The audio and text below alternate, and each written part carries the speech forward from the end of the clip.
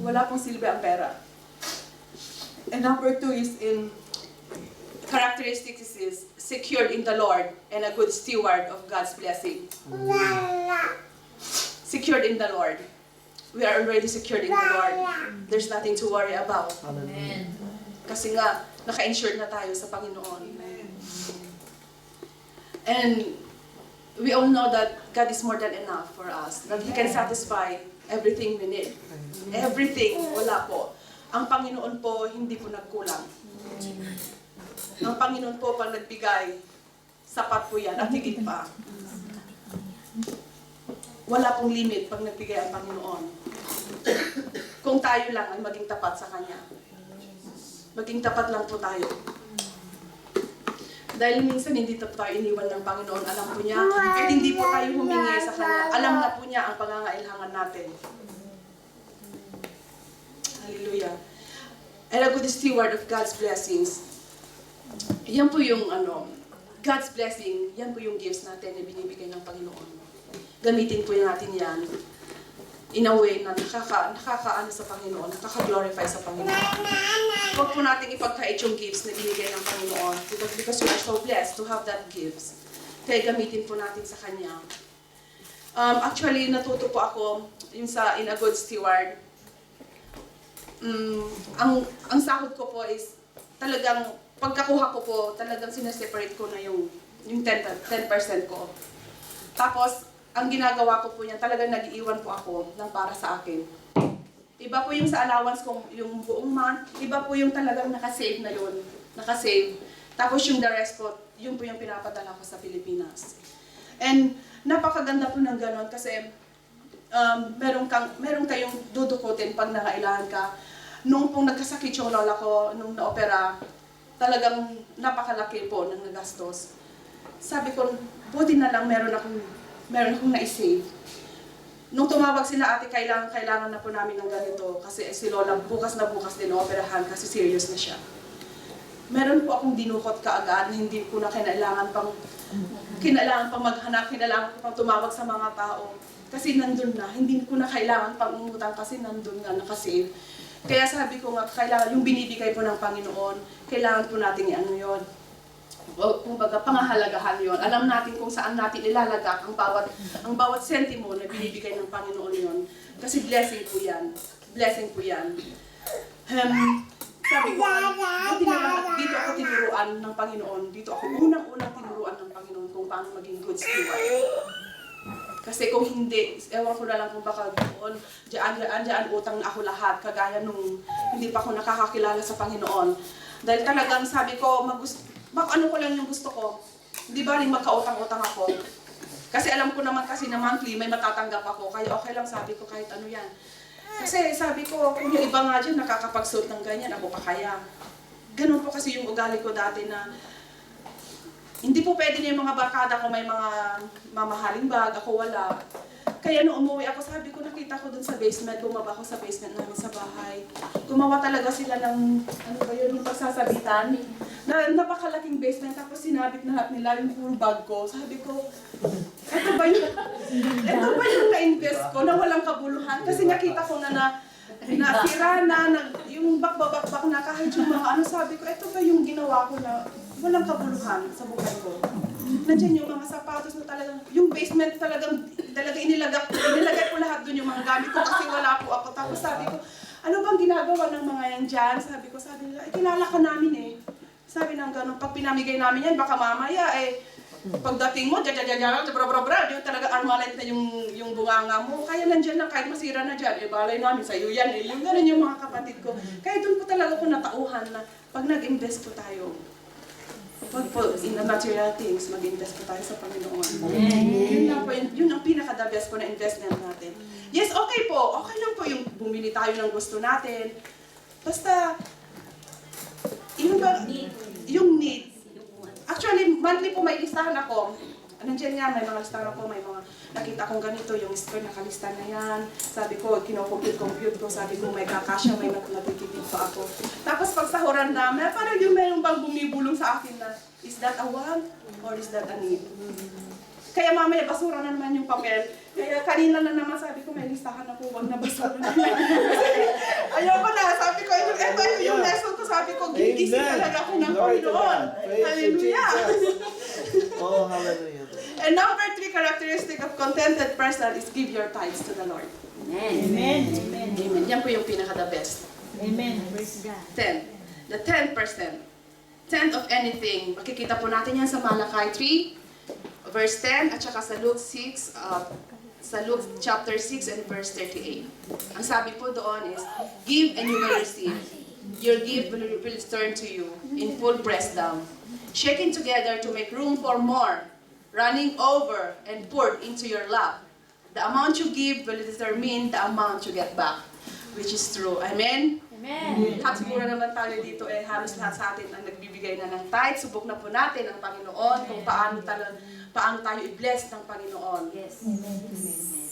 Nung bago-bago ako sa church, naalala ko ang mga topics ng Thursday group noon, halos lahat puro tithes ang sinasabi.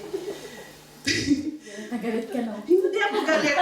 Sabi ko, bakit kaya? Sabi ko, yung conviction ng Holy Spirit, hindi po ako talaga nahirapan. Nirelease ko kaagad ang tithes ko. Kung narinig niyo po yung testimony ko noon na yung una kong tithes is yung 100 pesos lang po yung ano ko, wala pa akong trabaho, 100 euros, nawalan pa ako ng trabaho, iniwan pa ako ni Mr. Quaresma, yung wala akong pagkukunan, walang sustento yung anak ko galing kay Quaresma. Sabi ko, saan ako kukuha? Pero binigay ko pa rin po yung 10%. Although nung pumunta po ako dito, naririnig ko na po yung tithes kasi pumasok po ako sa school na hindi ko alam na Christian. Na yung lagi sinasabi, every morning yan bago mag-start ang klase namin, yung teacher namin, ang palaging binabasa is Malakay 3:10. Sabi namin, nandyan na naman si Malakay. Ang tawag namin sa kanya, Malakay 3:10. Kasi sabi niya, mag-ano kayo, yung tithes ninyo ganito, kasi bubuksan ng Panginoong door. Tapos hindi namin maintindihan yung ano. Tapos alam niyo po ang ginawa niya, meron siyang box sa table niya. Sabi niya, magkano ang nare-receive yung monthly, magkano allowance yung monthly, sabi ng gano'n. Tapos sabi ko, ilagay mo dyan yung 10% ng ano. Sabi ko, sinuswerte ka. Sabi ko, ang laki-laki naman ng kukunin. Tapos para saan yan? Sabi ko, binibigay ko lang po, monthly lang po, 10 pesos yung nandun, binibigay namin doon. Tapos maya-maya sabi niya, alam niyo, sabi ng teacher namin, minultiply ng Panginoon yun, lalabas tayo, magpapakain tayo sa labas, magbibigay tayo ng ano. Sabi ko, yung pala, doon pala niya dinala, yung nilalagay namin doon sa box na yun. Yung magpapakain kami doon sa poor area, yung may mga olds doon, nagbibigay kami ng ng gamot. Kasi po yung church yung school talaga namin is Christian. Kaya doon po ako namulat na, pero hindi pa rin ako talaga na-convict sa 10%.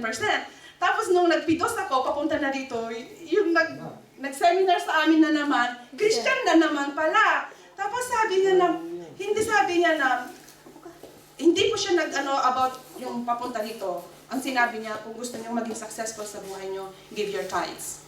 Kasi doon yung makakamtan ng spirit of contentment, doon kayo liligaya kung magbibigay kayo ng tithes. Sabi ko, paano ka liligaya? 10% yung ibibigay mo. Tapos sabi niya, kung saan man kayo pupunta, kung saan lugar kayo pupunta, humanap kayo ng church. Sabi ng ganon. Humanap kayo ng church. Kung saan kayo lalago, ibigay niyo yung tithes niyo. Tapos eto nga, nadala ko dito sa church na ito, dahil sa buhay ng ating ka-sister dito. Every Thursday, group nandyan yung tithes.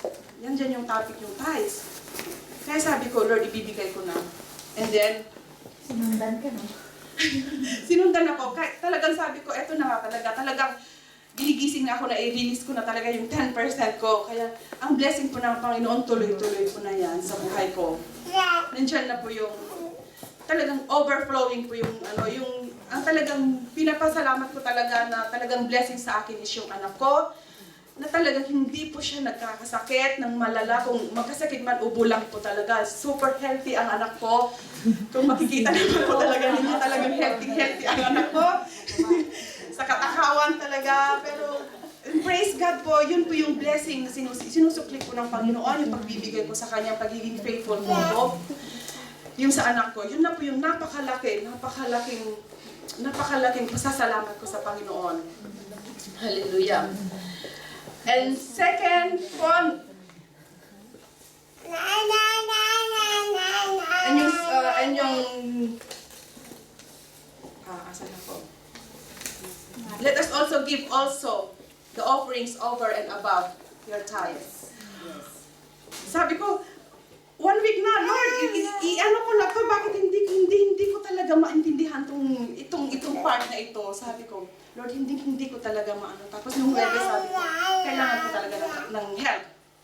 Tapos si Ate Vicky bigla yung naisip ko, sabi ko, Ate Vicky, pag rest hour mo naman, i-lost call mo ako, tatawagan kita. Tapos nag-lost call siya, sabi niya, ano bang problema? Ate, tulungan mo ako. Anong problema mo? Sabi niya, yung lesson ko, hindi ko magawa-gawa yung part na ito. Ito lang yung part, pero kung tutuusin, napakadali lang naman. Tapos nung in-explain na Ate Vicky, sabi ko, ouch, sabi ko ng gano'n. Hindi ko pinahalata kay Ate Vicky, sa sa akin yon. Dahil aaminin ko po na, kasi sabi ni Ate Vicky na yung offering daw is connected to grace. Yung tithes naman, sabi niya, it is a law. Sabi niya, kasi tayo nagbibigay ng tithes, kasi law yun. Kung baga, susundin natin yung law. Kasi pag hindi natin sinunod yun, may consequences ka. Sabi ng ganon. Pero yung offering, over above your tithes, sabi niya, you give that out of love. Sabi ng ganon. Tapos sabi ko nga, Lord, sabi ko, hala talagang akin to. Kasi i-confess ko talaga po, kasi since na-movie po ako ng Pinas, in-stop ko po yung pagbibigay ko ng faith pledge ko. Hindi ko po alam kung bakit na-stop. Binibigay ko po yung tithes ko, pero yung faith pledge ko, hindi ko binibigay. Pero nagbibigay po ako sa mission. Pero sabi ko nga, kasi sabi ko nga, nagbibigay ako ng tithes ko noon, yung faith pledge ko binibigay ko. Alam ko yung answer ng mga prayers ko, ang bilis po sumagot ang Panginoon.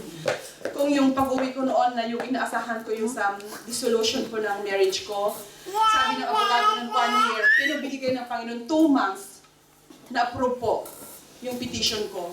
Ganyan po kabilis. Tapos lately sabi ko, tinanong ko ang Panginoon, lately na, Lord, bakit parang delayed na yung pagsagot mo sa yung mga prayer ko sa'yo, bakit parang ang tagal-tagal ko nang mahintay, bakit wala? Tapos eto pala yun, nag-disobey ako sa Panginoon dahil in-stop ko po yung pagbibigay. Sabi ko, kumbaga magkano lang naman yung offering na binibigay ko noon sa church, bakit ko in-stop yun? Kaya sabi ko talaga, umiyak po ako nung Webes, umiyak sa Panginoon, umiyak ako ng tawad. Sabi ko, Lord, this month ko, talagang ibabalik ko na ulit. Kung ano yung pinangako ko sa iyo noon, ibigay ko natin, ibabalik ko po ulit. Kasi alam ko pinapala ko ng Panginoon. Kasi talagang hindi niya binibigay yung mga dinidesire ngayon ng puso ko, yung talagang delayed ba. Although binibless ako, pero yung gustong-gusto ko, na hinihintay ko, hindi pa niya sinasagot. Kaya sabi ko, alam ko na, nag-disobey po kasi ako when it comes to this. Napakalit lang po na bagay. Napakalit lang po na pag-ibig. Napakalit lang po kung tutuusin. Pero, pag nangako ka po sa Panginoon, pag talagang yung pinangako mo sa Kanya, huwag mo yung babawiin, ituloy-tuloy mo yun. Ituloy-tuloy lang. Hallelujah. Sabi nga na, pag nag-release po tayo with obedience, sabi nga, God will give it more than, sabi nga, that we can imagine. Those who are prospering, sabi nga, they are the one who don't touch what belongs to God. Giving our tithes is a sacrifice.